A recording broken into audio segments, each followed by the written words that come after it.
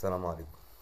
في اشاعات طالعه النهارده ان نادي الزمالك طلع عليه 70 مليون جنيه غرامه من المحكمه الاقتصاديه. طبعا الكلام ده عاري تمام من الصحه.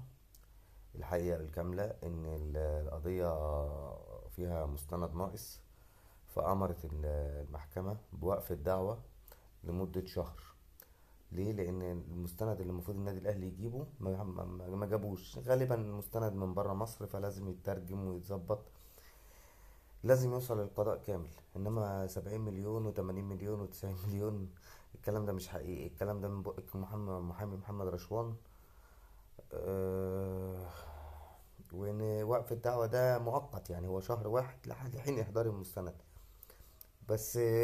واضح ان القضية هتبقى كبيرة، وهتبقى تقريبا اكبر غرامة في موضوع الحقوق.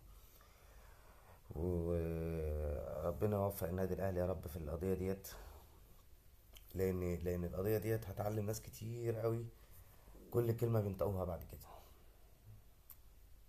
يلا، السلام عليكم، متنسوش تدعولي وتتابعوني. السلام عليكم.